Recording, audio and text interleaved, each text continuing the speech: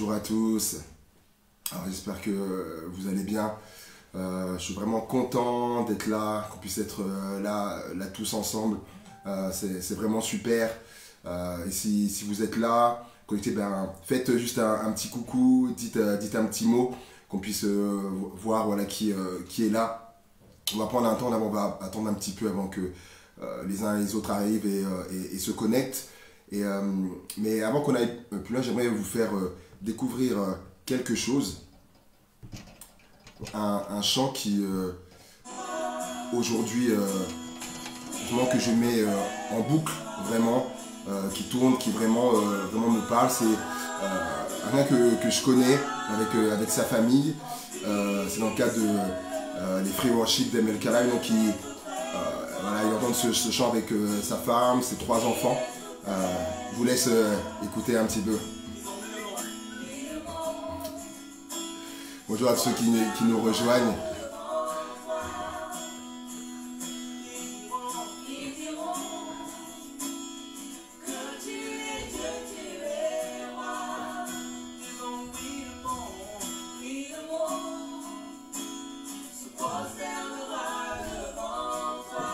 Là vous entendez ce chant qui est juste magnifique. Ouais. Nous dirons que tu es Dieu, que tu es roi.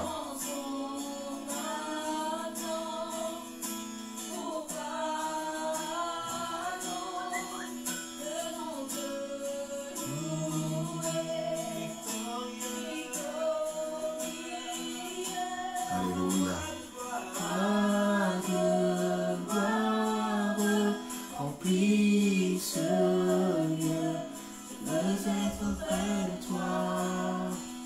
Amen, alléluia. Que cette nouvelle journée, le Seigneur puisse remplir les lieux où vous êtes, remplir vos maisons, vos appartements, vos chambres d'étudiants. Alléluia. Qu'il remplisse de sa présence. Alléluia, c'est ma prière ce matin.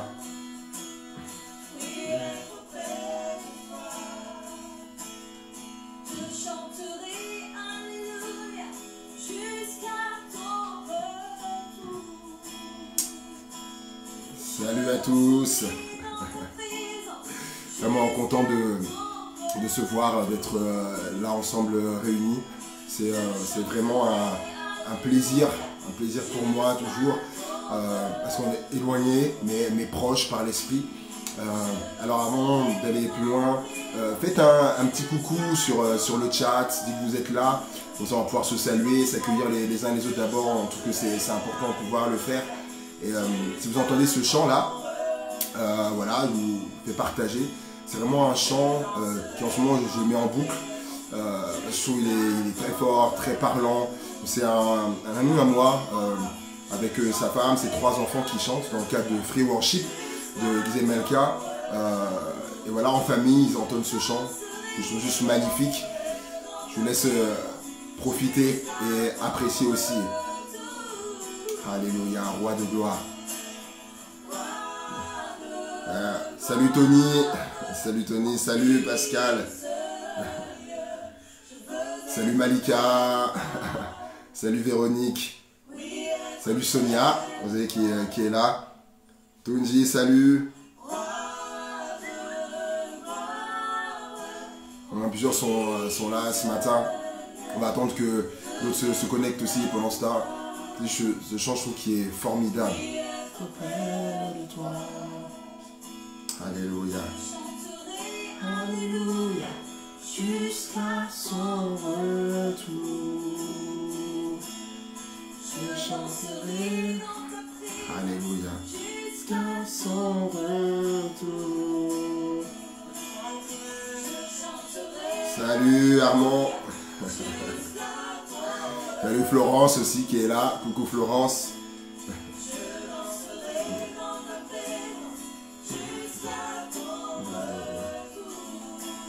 Alléluia. Salut Manu aussi, qui vient de nous rejoindre. Ah, c'est vraiment bon hein. D'être connecté comme ça. Fonctionne d'une autre façon, mais je trouve que c'est vraiment bien aussi. Et on peut partager nos cœurs, Je vois vraiment qu'il y a quelque chose aussi fort on le voit en l'amour fraternel qui est là, qui se manifeste, qui se dégage aussi à travers ces temps qu'on vit là. Ce sont des temps vraiment particuliers, mais on voit que ce qui demeure, ce qui est précieux, éternel, est là et ça on peut pas nous l'enlever. Et ça c'est formidable. D'autres qui nous rejoignent. Salut Léonie, coucou Léonie. Ouais, et bonjour. Je passerai les salutations, ne manquerez pas. Alléluia. Ah, Jean se termine.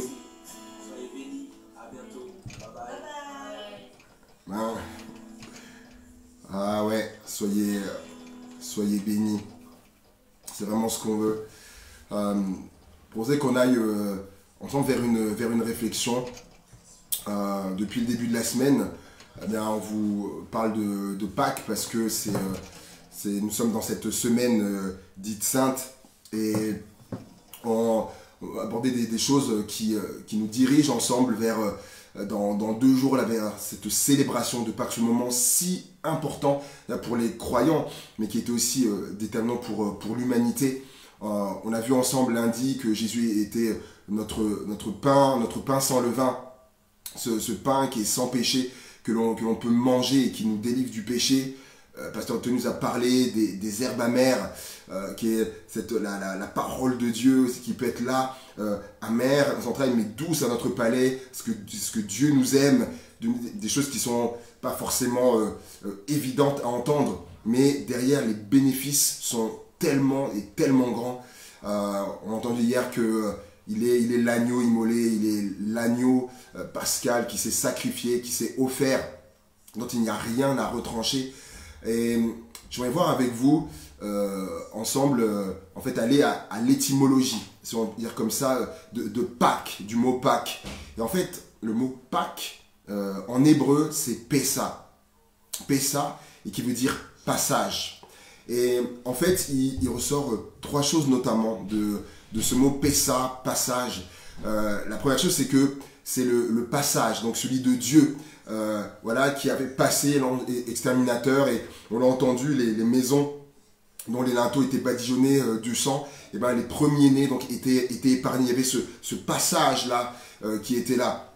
C'est également le passage de la mer Rouge. Le peuple d'Israël, lorsqu'il est sorti d'Égypte, a passé également la mer Rouge. Et c'est également un passage de témoin. Il faut savoir que depuis ce temps-là, les familles israélites, les familles juives, même encore aujourd'hui, lorsque ils célèbrent Pâques, en fait, il y a cette transmission où ils transmettent à la génération qui suit, leurs enfants, petits-enfants, et bien, comment ça s'est passé, comment Dieu a sorti leur peuple de cette servitude d'Égypte. Donc il y a ce passage de témoin, cette transmission qui est là. Donc Pâques, c'est véritablement le passage. Et pour nous aujourd'hui, comment aussi ça peut se manifester, se traduire? Et bien, j'aimerais voir avec vous 10 choses, 10 passages, parce que donc Pâques, c'est la possibilité pour nous aujourd'hui d'un passage. Alors j'aimerais parler premièrement d'un passage donc de l'esclavage à la liberté. Exactement comme donc le peuple d'Israël l'a vécu après 430 ans d'esclavage. C'est pas rien. On parle de 4 siècles d'esclavage. Les Hébreux sont devenus libres. Alors vous, peut-être quelqu'un est là, alors c'est peut-être pas 400 ans. Alors sinon il faut me donner ton secret, ton élixir de jouvence. Mais vous pouvez vous dire peut-être que vous vous sentez comme esclave depuis longtemps. Esclave de Pharaon. Votre Pharaon peut avoir différents noms.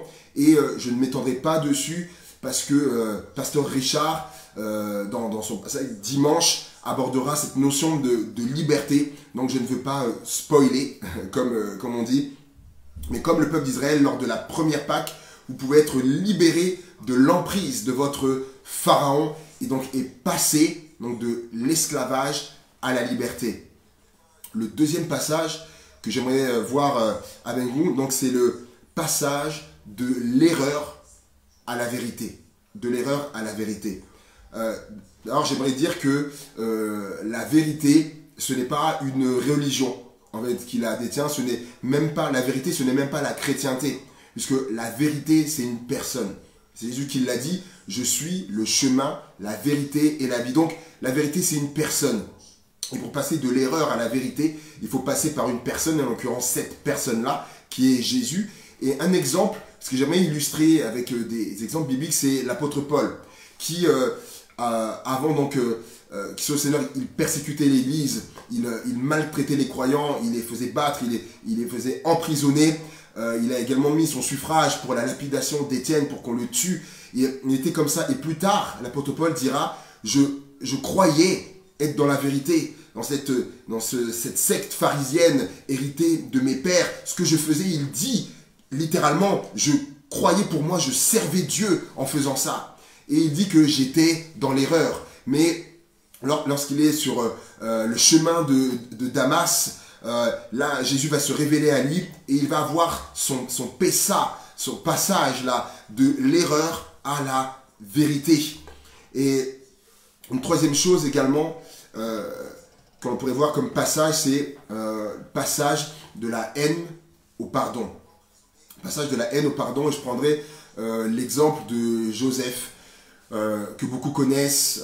Donc il va être battu par ses frères, il va être vendu donc comme esclave, et après donc tout son passage en Égypte, après des années, plus de 13 ans plus tard, il va revoir ses frères et il va leur dire je vous pardonne, je vous pardonne.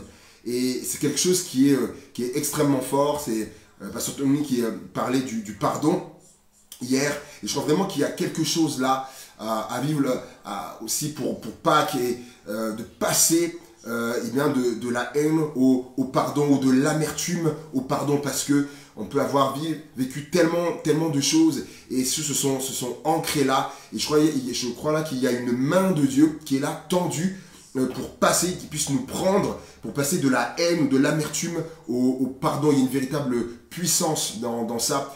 Tellement de témoignages sont tellement inspirants. Peut-être vous connaissez Corrie ten Boom, qui a vu sa famille, c'est pendant la Seconde Guerre mondiale, sa famille être tuée parce qu'ils avaient hébergé des Juifs, et sa famille a été tuée, et un jour elle va se retrouver face à son bourreau, parce qu'elle a été également dans les camps d'extermination.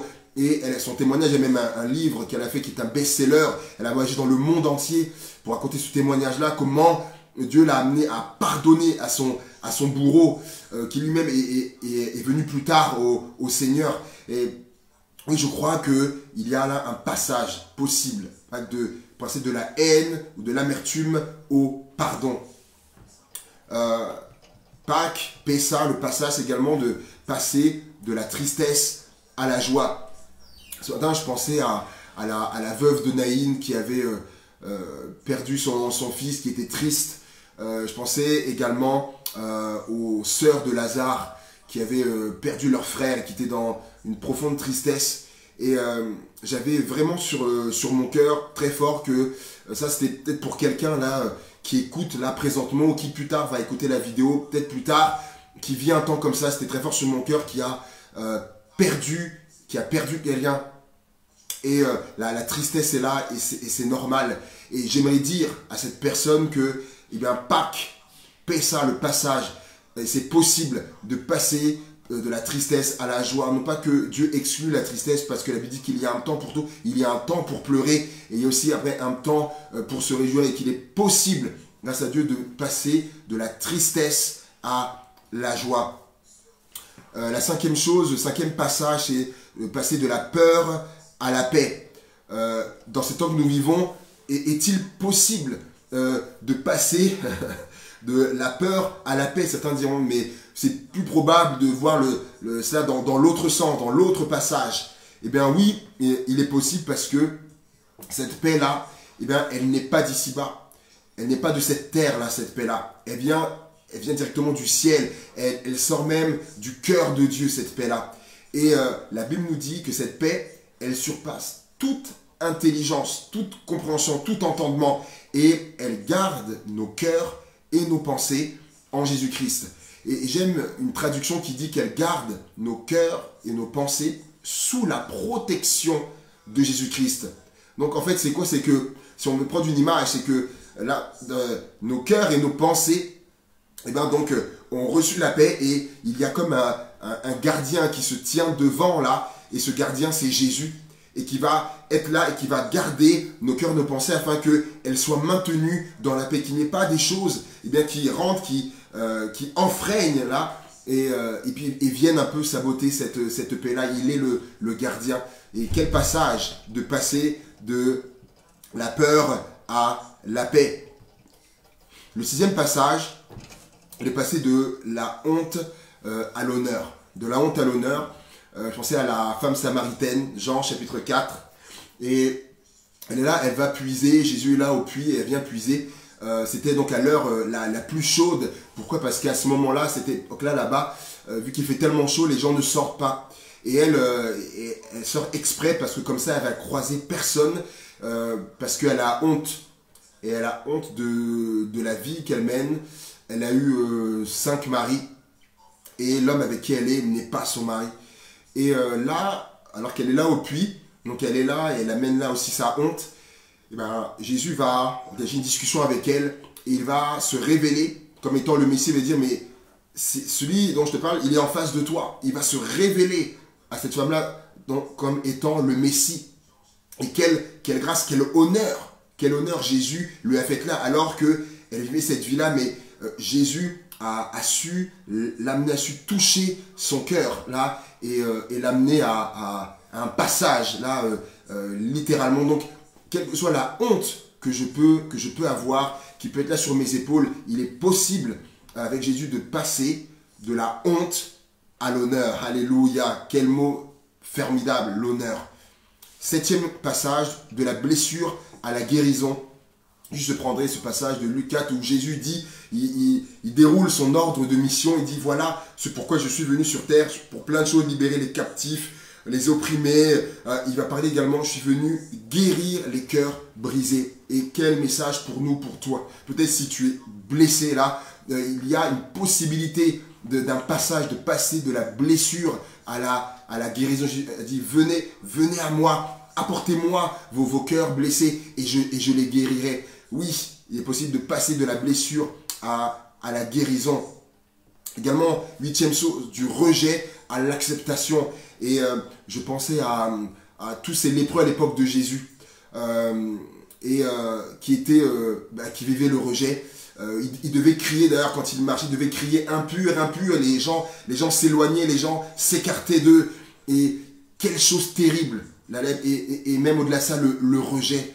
Et combien de lépreux Jésus a guéri, pour dire que le message qui était là, pour dire qu'il est possible de passer du rejet à l'acceptation. Et peut-être que c'est pas la lèpre que nous avons, c'est pas la lèpre que vous avez, c'est pas la lèpre que tu as, mais peut-être tu vis le rejet ou tu as vécu le rejet et ça prend encore les stigmates qui sont là. Et ben, il est possible, c'est Pâques, Pessa, le passage, de passer du rejet à l'acceptation. Alléluia. Et comment on se sent tellement mieux lorsque on vit l'acceptation. Et bien, il y a cette possibilité-là, clairement, de le vivre et également de passer de l'incrédulité à la foi. C'est le moment de passer de l'incrédulité à la foi. Et je terminerai avec ce 10e exemple qui illustre tellement magnifiquement Pâques. C'est passer de la mort à la vie. Comme Jésus va lui-même passer, il va être crucifié, il va être dans le tombeau, dans la mort, mais parce qu'il n'était pas pécheur et la justice de Dieu va se révéler, il va passer de la mort à la vie. C'est ça le glorieux message de Pâques, le passage de la mort à la vie. Comme Jésus l'a vécu, on peut le vivre aussi comme le fils prodigue qui a bafoué un moment l'amour de son père. Il est parti loin de son père, il a vécu dans la débauche et il a vécu une telle descente qu'à un moment donné, dans la boue du péché, il a réalisé combien il était tellement bien auprès de son Père. Et il a dit, dans la repentance, je vais retourner vers mon Père. Et ça peut nous parler aujourd'hui si tu es éloigné de Dieu. Tu as peut-être bafoué un moment l'amour de Dieu. Tu es loin et là tu réalises l'état dans lequel tu as sombré. il est possible de revenir, il est possible de passer de la mort à la vie, car comme le Père a retrouvé son Fils, il a dit, il était mort, il est revenu à la vie. Non, il n'était pas mort physiquement, mais mort spirituellement, car loin de Dieu. Donc il est possible donc de passer de la mort à la vie en revenant au Père, à la maison du Père. C'est ça Pâques, passer d'une réalité à une autre réalité, passer d'un état à un autre état. Et ça c'est possible pour n'importe qui, pour vous, pour moi, pour n'importe qui. Aujourd'hui, et c'est ça qu'on veut diffuser tout autour de nous. Pâques, Pessa, le passage. Et j'aime beaucoup, je termine avec ça. Dans le mot passage, il y a le mot pas. Et pour vivre ça, et ben en fait, il y a un pas à faire. Comme Jésus a fait un pas du ciel, il est passé du ciel à nous, il a eu un passage également du ciel à la terre. Et ben nous maintenant, la balle est dans notre camp, de faire un pas vers lui pour vivre toutes ces choses que je dis, j'en ai donné 10, mais il y a tellement d'autres choses aussi. Donc merci Seigneur pour Pâques. Est-ce qu'on peut terminer par la prière? J'espère que ça vous aura encouragé. On se dirige ensemble vers la célébration de Pâques. Alléluia. Éternel Dieu, merci pour ta parole qui est tellement merveilleuse, tellement magnifique, tellement profonde. Merci pour Pâques, merci pour Pessa, merci pour le passage, Seigneur Jésus. Oh, les différents passages vers lesquels on peut passer, Seigneur, de la mort à la vie, de la tristesse à la joie, de la peur à la paix, Seigneur Jésus. Et également, on peut passer également, Seigneur Jésus, de l'esclavage à la liberté, Seigneur Jésus. Et tellement d'autres choses encore. Alors merci encore de poser ta main sur chacun d'entre nous, de bénir cette journée, qu'on passe ensemble et qu'on passe avec toi aussi, Seigneur. Oui, on veut garder dans nos cœurs ce que tu as fait, Seigneur mon Dieu, à Pâques, et de vivre ensemble, mon Dieu, eh bien, cette Pâques, Seigneur Jésus, nous remémorer ce que tu as fait, Seigneur mon Dieu, et que c'est pas juste un événement qui s'est passé il y a longtemps, qu'encore aujourd'hui, en 2020, il est possible de vivre des choses de cette teneur-là. Alors, glorifie-toi encore, Seigneur mon Dieu, nos âmes, nos cœurs sont devant toi, sont à toi, Seigneur Jésus, et fais ce que tu dois faire dans nos vies et dans les vies de ceux qui en ont besoin. À toi, je crois qu'on sera surpris des témoignages par la suite qu'on entendra, Père. Sois glorifié. Dans le nom de Jésus, je t'ai prié. Amen. Alléluia. Soyez bénis. Soyez bénis. Une belle journée à chacun. On reste encore un peu, quelques instants à Tziaté. Mais j'étais tellement heureux d'être avec vous et de partager la parole de Dieu. Vraiment, on vous aime. Que Dieu vous bénisse. Bye.